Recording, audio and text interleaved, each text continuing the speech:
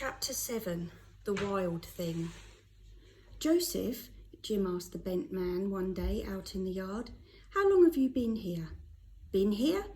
Joseph swung his head round and peered up at Jim. "Seems like I was born here. Don't know anywhere else, son. And I don't know all of this place neither." He leaned against Jim so he could swing his head up to look at the long high building with its rows of barred windows. "I've not been in the room where the women go, though long ago I must have been in the baby room, I suppose, with my ma. I've been in the infirmary wards, but there's all kinds of little twisty corridors and attics and places I've never been in, Jim, and I don't want to neither. It's the whole world, this place is." He spread out his hands. "Whole world." "It ain't, Joseph," Jim told him. "There's no shops here, and no carriages, and no trees." He closed his eyes, forcing himself to try and remember what it was like outside. "And there's no river. There's a great big river outside here." "Is there now?" said Joseph. "I should like to see that river. Though to tell you the truth, Jim, I don't know what a river is. Tell you something."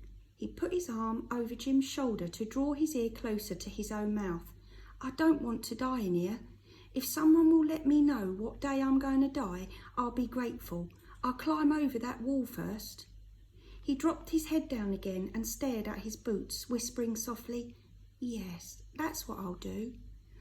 Tip spluttered and nudged Jim, but Jim was looking up at the high walls that surrounded the workhouse and at the bleak sky above it. "How long have I been here, Tip?" he asked. "How should I know?" Tip hugged his arms round himself. "Keep moving, Jim, it's cold." It was impossible to tell one day from the next. They were all the same. School, sack-making, bed. The only thing that changed was the sky. Jim had seen the grey of snow clouds turning into the soft rain clouds of spring.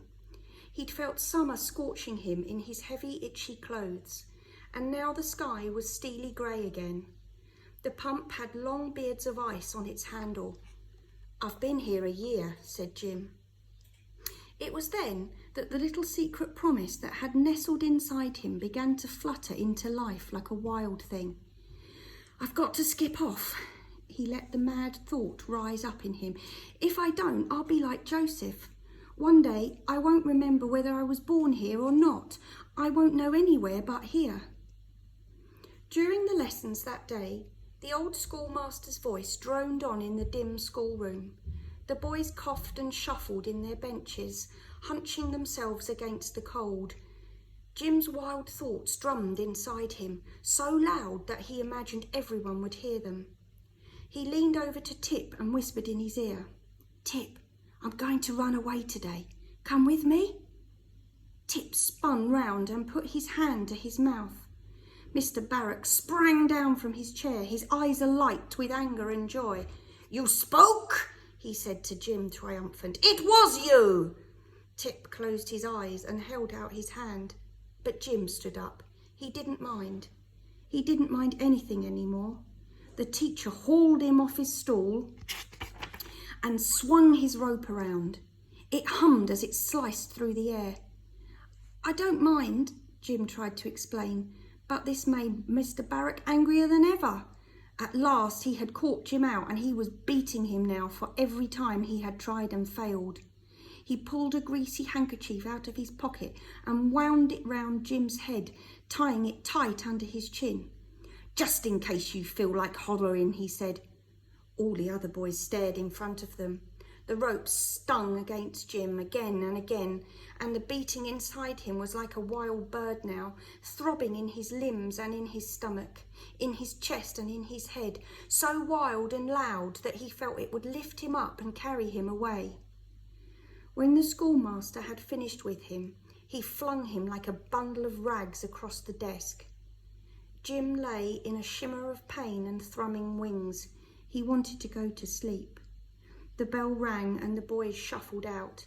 Jim felt Tip's hand on his shoulder. He flinched away. "That's what they do to boys who skip off, Jim," Tip whispered. "They thrash 'em like that every day until they're good." Jim felt the wild thing inside him fluttering again. "Only if they catch them," he said. "They'll always catch 'em. The bobbies always catch 'em and bring 'em in, and they get thrashed and thrashed. Jim struggled to sit up. The stinging rolled down his body. Won't you come with me?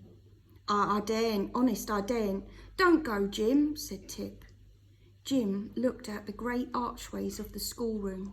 He knew the words off by heart on top of them. I've got to go, he said, and I'm going tonight, Tip.